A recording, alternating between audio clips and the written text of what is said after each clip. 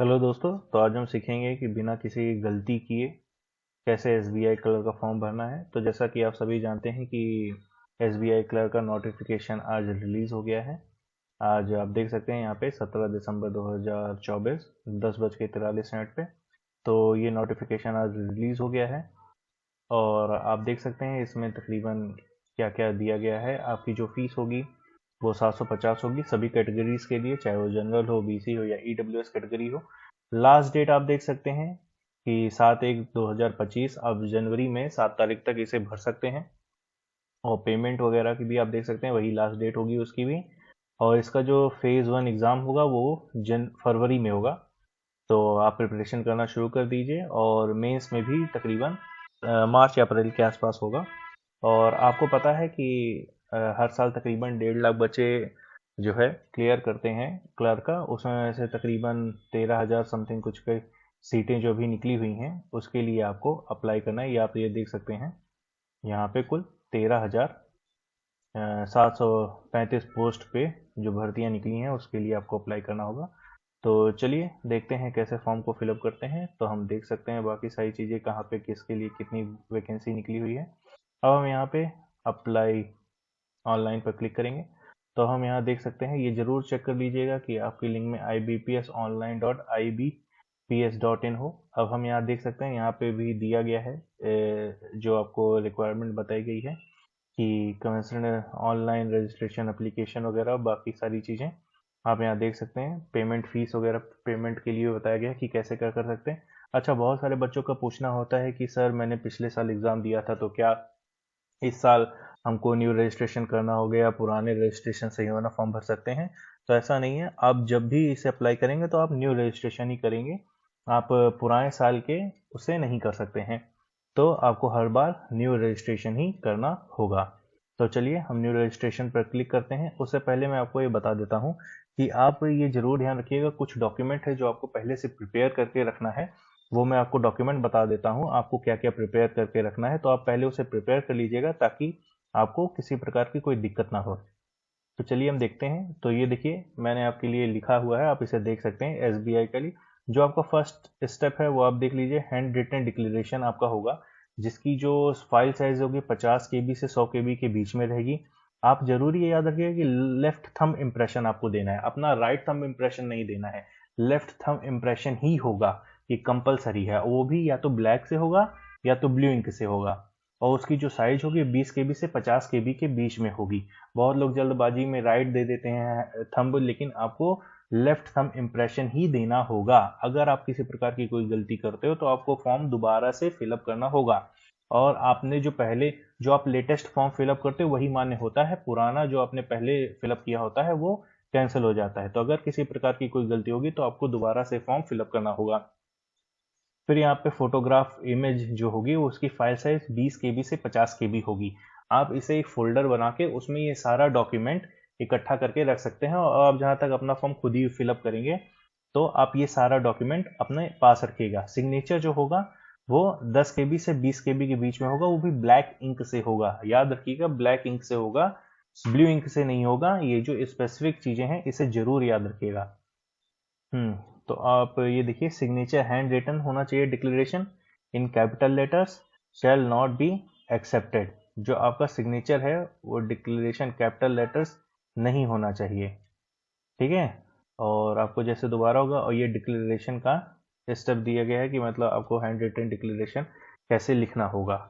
खैर आप इसे देख लीजिएगा ऑनलाइन सर्च करके तो आपको अच्छे से दिख जाएगा, आप अच्छे से लिखिएगा, ठीक है। चलिए अब देखते हैं फॉर्म कैसे फिलअप करना है। तो हम फॉर्म फिलअप पे आ जाएंगे। तो जैसा कि हम यहाँ देख सकते हैं कि यहाँ पे हमें अपनी इन्फॉर्मेशन फिलअप करनी होगी। तो यहाँ पे फर्स्ट नेम दिया गया है, तो यहाँ पे हम अपना फर्स्ट नेम डाल देंगे। यहाँ पे हम अपना कंफर्म नेम करेंगे। फिर मिडिल नेम है, कंफर्म मिडिल नेम है, ठीक है। लास्ट नेम है, अगर आपका कोई लास्ट नेम वगैरह है तो आप ये फिलअप कर लेंगे। आप अपना फ़ोन नंबर देंगे। फ़ोन नंबर आप वही प्रोवाइड करेंगे जिस पे आपको मतलब बाद में नोटिफिकेशन या ओटीपी वगैरह अगर आपको रीसेट वगैरह करना हो तो आपको बाकी चीज़ें वहाँ पे मिल सकें। तो ज़रूर आप ये याद रखिएगा कि फ़ोन नंबर आपका वही होना चाहिए, क्योंकि बाद में जो भी कॉन्वर्सेशन होगी उनकी तरफ से वो इसी फ़ोन नंबर पे होगी। तो आप प्लीज़ ये फ़ोन नंबर बिल्कुल सही डालिएगा। तो हम यहाँ पे अपना एक टेम्परेरी नंबर डाल देते हैं।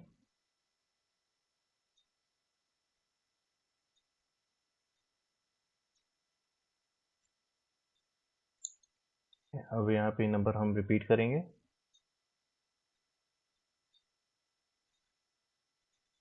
अब यहाँ पे अल्टरनेट नंबर मांग रहा है, अगर आपका कोई अल्टरनेट नंबर हो तो आप अल्टरनेट नंबर डाल सकते हैं, नहीं तो आप आगे बढ़ेंगे।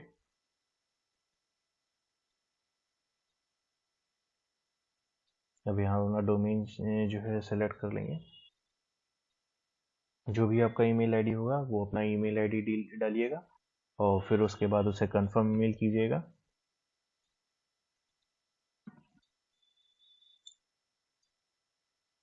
अब यहाँ पे कैप्चा हम भरे फिलअप करेंगे। अब यहाँ सेव एंड नेक्स्ट पर क्लिक करेंगे। यहाँ अब हम ओके पर क्लिक करेंगे। अब देखिए हम यहाँ पर आ चुके हैं। अब यहाँ पे हमें बेसिक इन्फॉर्मेशन अपनी लिखनी, मतलब फिलअप करनी पड़ेगी। आप यहाँ पे इसे पढ़ सकते हैं। ठीक है, आपका ये पासवर्ड वगैरह है और रजिस्ट्रेशन वगैरह फॉर्म वगैरह फिलअप करने का बाकी सारी चीज़ें जो भी हैं आप यहाँ पे इसे देख सकते हैं। तो हम यहाँ पे आ जाएंगे। अब यहाँ आप देखेंगे कि अपना फ़ोटो सेव करेंगे। ठीक है, और याद रखिएगा कि फ़ोटो जो हो वो 20 KB और 40 KB के बीच में होनी चाहिए, जैसा कि आप देख चुके हैं। अब यहाँ पे हम कंफर्म करेंगे कि हाँ ठीक है। अब हम अपना सिग्नेचर अपलोड करेंगे और अपना सिग्नेचर याद रखिएगा कि वो ब्लैक पेन से हो, और ये ज़रूर याद रखिएगा कि वो ब्लैक पेन से सिग्नेचर होनी चाहिए। अब हम कंफर्म पर क्लिक करेंगे और फिर हम नेक्स्ट पर क्लिक करेंगे, और पहले हम इसे वेरीफाई कर लेंगे और फिर नेक्स्ट पर क्लिक करेंगे। और अब देखते हैं ये फॉर्म खुल कर आ गया है। अब हमें अपना जो डिटेल्स है वो को फिलअप करनी होगी। और इसमें देखिए बहुत सारी चीज़ें बताई गई हैं, जैसे इसमें यहाँ पे सर्कल वगैरह दिया गया है। और सर्कल में अगर आप सेलेक्ट करते हैं तो आप देखेंगे कि यहाँ पे काफ़ी कुछ दिखा रहा है, चंडीगढ़ दिखा रहा है, न्यू दिल्ली दिखा रहा है। आप ये सोच रहे हैं ये सब क्या है, जैसे यहाँ पे महाराष्ट्र और मुंबई मेट्रो दिखा रहा है। आप ये सोच रहे हैं ये सब क्या है, लखनऊ न्यू दिल्ली दिखा रहा है।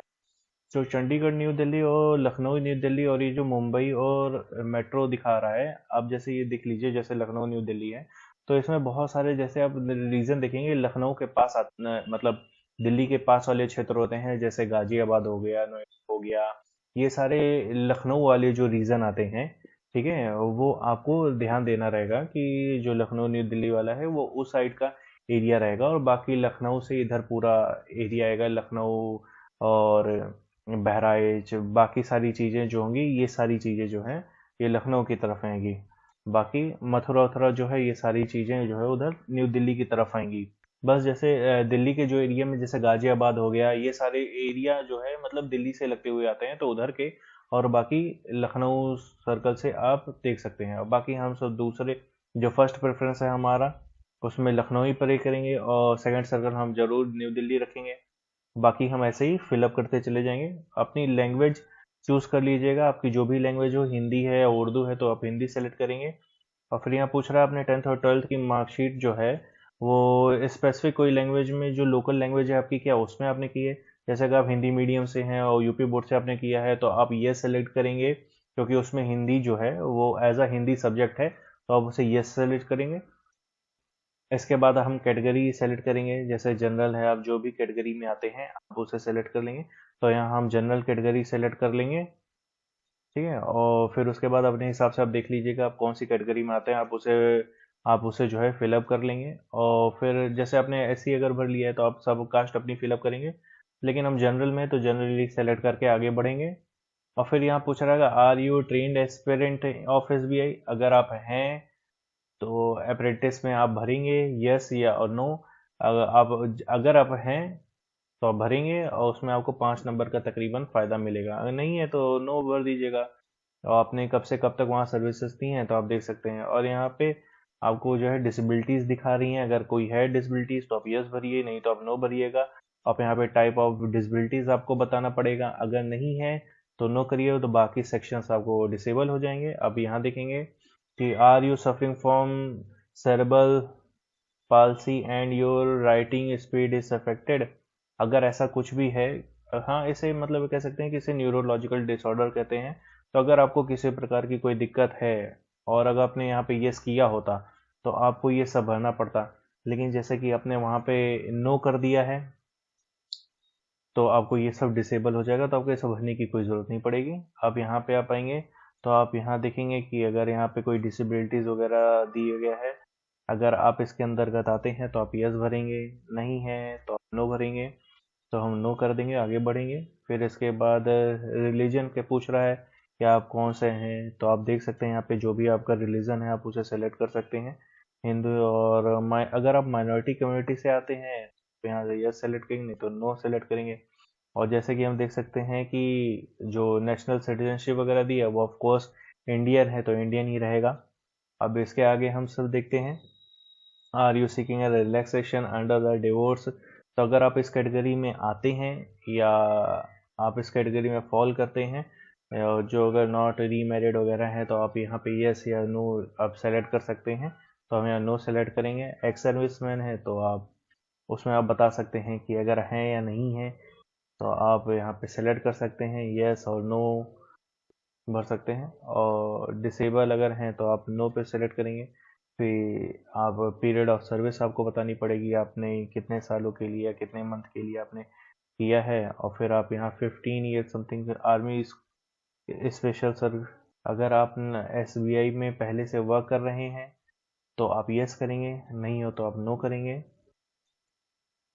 अगर आप बैंक में पहले SBI बैंक में अगर पहले जॉब किया है तो आप यस में फिलअप करेंगे, नहीं तो आप नो पे फिलअप करेंगे। इसी तरह हम आगे भरेंगे। जैसे अगर रिकॉर्ड, जैसे अब यहाँ पे बताया गया है कि आप लोन या क्रेडिट अगर आप डिफॉल्टर साबित हो चुके हैं, आपका सिविल वगैरह स्कोर वगैरह ऐसा कुछ भी हुआ है बैंक की नज़र में, अगर आप कभी भी डिफॉल्टर वगैरह रहे हैं, किसी प्रकार का लोन वगैरह का किसी प्रकार का भी इशू रहा हो, तो यस जरूर लिखिएगा अगर आपका जो है मतलब सिविल वगैरह खराब है, नहीं तो आप नो लिखिएगा।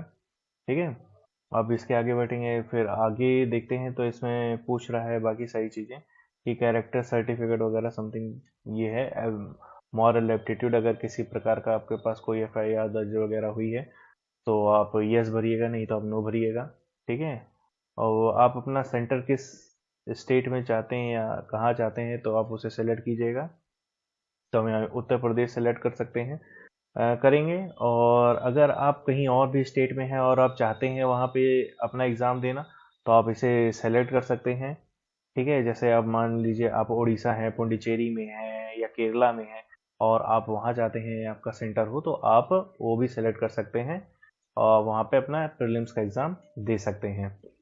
फिर यहाँ पे स्टेट कोड वगैरह है और सेंटर ऑफ प्रीलिम एग्जामिनेशन हम सेलेक्ट करेंगे। अब मान लीजिए आप लखनऊ से, तो लखनऊ से अगर आप नहीं है तो झांसी से भर सकते हैं, तो हम झांसी सेलेक्ट। और अगर हम एग्जामिनेशन देखिए, अब यहाँ पूछ रहा है मेन एग्जामिनेशन आप सेंटर कहाँ चाहते हैं, तो हम लखनऊ ही भरेंगे। लेकिन अगर आप चाहते हैं कि अगर और कहीं से, तो आप नोएडा या और मथुरा, बाकी जहाँ से भी चाहते हैं आप वहाँ से भर सकते हैं। ठीक है। और फिर आप यहाँ पूछ रहा है आप एग्जामिनेशन के दौरान कौन सी आईडी ले जाना चाहते हैं, तो आप यहाँ आधार कार्ड सेलेक्ट कर लेते हैं। आईडी प्रूफ नंबर वगैरह आपसे मांगे जाएगा तो आप यहाँ पे उसे फिलअप कर सकते हैं, कोई भी आईडी प्रूफ नंबर आप सेलेक्ट कर सकते हैं। और फिर यहाँ पे पूछ रहा है प्रीलिम्स मेन एग्जामिनेशन के बारे में, तो आप कैसा चाहते हैं, पेपर कैसा होना चाहिए, तो हमने हिंदी और इंग्लिश सेलेक्ट कर लिए हैं। फिर पर्सनल डिटेल्स आप सेलेक्ट कीजिए, जैसे डेट ऑफ बर्थ हो गई, ठीक है, अपने कब कब पैदा हुए हैं। और आप देख लीजिएगा क्योंकि वहाँ पे एज बताया गया 28 साल के आसपास होना चाहिए, इससे ज़्यादा एज नहीं होना चाहिए, तो आप देख लीजिएगा। बाकी मेल आप जेंडर अपना सेलेक्ट कर लीजिएगा। आपके अगर कोई सिस्टर वगैरह है, सिबलिंग्स हैं, मतलब ट्विन अगर हैं तो आप उस तरह से भरिएगा, वैसे नहीं है तो नो भरिएगा। और फिर आप मैरिटल स्टेटस अपना बताइएगा, आप अपने पिता का नाम भर सकते हैं। ठीक है। और यहाँ पे हाँ, आपको एक बात ध्यान रखिएगा कि मिडिल नेम अगर होगा तो आप मिडिल नेम भरिएगा, नहीं है तो भरिएगा। अपनी मदर नेम आपका भी फॉर्म भरिएगा और लास्ट नेम वगैरह भी आप फिलअप करिएगा। फिर उसके बाद आप अपना एड्रेस फिलअप करेंगे। आपका जो भी लाइन, मतलब आपका जो भी एड्रेस होगा, हम यहाँ पे अपना एड्रेस फिलअप कर देंगे। फिर उसके बाद एड्रेस अपना फेस टू, मतलब एड्रेस टू में जो भी आपका लगता है आप उसे फिलअप कर दीजिएगा। डिस्ट्रिक्ट वगैरह फिलअप कीजिएगा, आप स्टेट सेलेक्ट कर लीजिएगा। आप अपना पिन कोड डाल दीजिएगा, आप जिस भी एरिया से बिलोंग करते हो वहाँ का आप पिन कोड फिलअप कर देंगे। फिर उसके बाद सेम एज एड्रेस, अगर आपका वही एड्रेस सेम है तो आप इसे सेलेक्ट कर लीजिएगा। ठीक है। और आप यहाँ पे देख सकते हैं कि परमानेंट एड्रेस आप सेलेक्ट कीजिएगा, तो फिर ये वेरीफाइड और सक्सेसफुली हो जाएगा, तो हम यहाँ ओके कर देंगे। अब यहाँ पे हमसे कुछ और डिटेल्स मांगी जा रही हैं, जैसे ग्रेजुएशन, जो आपका एजुकेशन का आपका जो भी बैकग्राउंड हो आप उसे यहाँ फिलअप कर सकते हैं कि आपने ग्रेजुएशन किया है। तो आप देख सकते हैं यहाँ पे एजुकेशन में सेलेक्ट और अपेयर्ड कहा जा रहा है। अगर आप पास्ड हैं, ठीक है, जब आप ये 31/2024 तक आप अगर अपेयर कर रहे हैं तो अपेयर भरेंगे, नहीं तो आप इसे पास्ड भरेंगे। अगर आप पहले पास कर चुके हैं तो आप पास्ड भरेंगे, ठीक है। और फिर आप डिग्री अपनी सेलेक्ट करेंगे, आप कौन सी डिग्री आपके पास है, अपने कॉलेज और यूनिवर्सिटी का नेम जो भी है आप उसे यहाँ फिलअप कर सकते हैं, ठीक है। और कई बार ऐसा होता है कि यूनिवर्सिटी के नाम वगैरह भी नहीं आते हैं, तो आप वहाँ अदर्स में जाके भी अपना कर सकते हो, ठीक है। और फिर यहाँ पे आपका रिजल्ट जिस दिन आया है आप उसे यहाँ पे अपना डेट अपना फिलअप कर सकते हो, जिस दिन आपको पासिंग डेट था, ठीक है। और अपियरिंग वाले जो होंगे वो डेट वगैरह वो अपना चेक करेंगे कि कैसे अपियरिंग वाले हैं, आप उसे एक बार देख लीजिएगा, क्योंकि मुझे कंफर्म नहीं है कि कैसे क्या रहेगा अपियरिंग वालों का। तो आप बाकी सब देख सकते हैं। हाँ, बाकी अब आप पासिंग ईयर डाल दीजिएगा अगर होगा, लेकिन आप उसे एक बार चेक कर लीजिएगा कि कैसे क्या रहता है। और यहाँ पे देखिए डुअल डिग्री बता रहा है, अगर आपने डुअल डिग्री है तो आप डुअल डिग्री सेलेक्ट कर सकते हैं, ठीक है। अपेयर्ड हैं तो अपेयर्ड, नहीं तो फिर सेलेक्ट भी छोड़ सकते हैं। अब यहाँ हम नीचे आएंगे तो देखेंगे अगर आपके पास किसी प्रकार का वर्क एक्सपीरियंस है, ठीक है, तो आप यहाँ पे सारी डिटेल वगैरह फिलअप कर सकते हैं।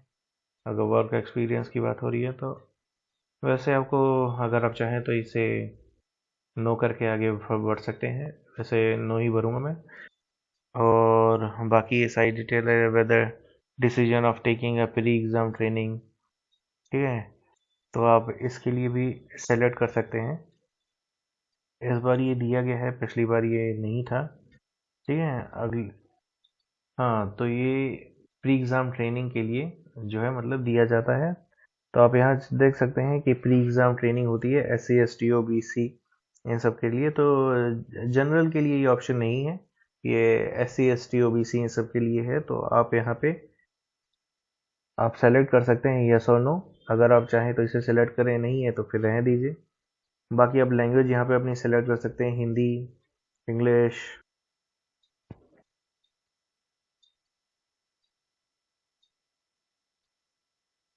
और फिर हम वेरीफाई करेंगे, वैलिडेट करेंगे, सेव एंड नेक्स्ट करेंगे। अब ये हमारा पूरा फॉर्म फिलअप करके आ गया है। अब यहाँ पे हम एग्री पे क्लिक करेंगे। और अगर आप देखिएगा, अगर आपने चेंज वगैरह किया है किसी प्रकार का कोई डॉक्यूमेंटेशन में नेम वगैरह, तो आप उसे सेलेक्ट कीजिएगा, नहीं तो आप वहाँ पे क्लिक कीजिएगा ऊपर वाले कॉलम में। अब यहाँ पे कंप्लीट एंड रजिस्ट्रेशन पे क्लिक करेंगे और ओके पे क्लिक करेंगे। अब यहाँ पे हमसे आ रहा है, जैसा कि मैंने आपसे बताया था कि थंब इम्प्रेशन वगैरह, तो आप थंब इम्प्रेशन वगैरह ज़रूर दीजिएगा, ठीक है। तो आप अपना थंब इम्प्रेशन सेलेक्ट कर लीजिएगा, ठीक है। और जैसा कि आपको बताया था कि ब्लू ब्लैक इंक होनी चाहिए। और हैंड रिटन आपका जो भी डिक्लेरेशन है, आपको डिक्लेरेशन आपको सेलेक्ट करना पड़ेगा। फिर आपको अपना सिक्योरिटी कोड फिलअप करना होगा और सेव एंड नेक्स्ट पे क्लिक करेंगे फिर हम, ठीक है।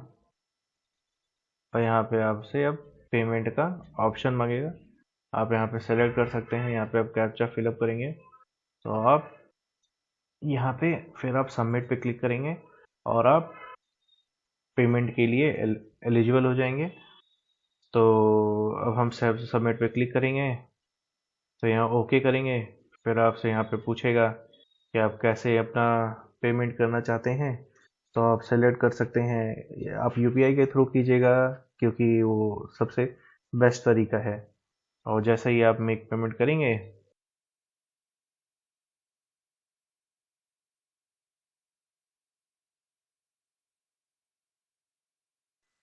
पेमेंट करने के बाद आप अपने कार्ड को प्रिंट आउट निकाल लेंगे और उसे एक अपने सेफ ईमेल पे सेव कर लेंगे, या कहीं फोल्डर बना के उसको सेव कर लेंगे।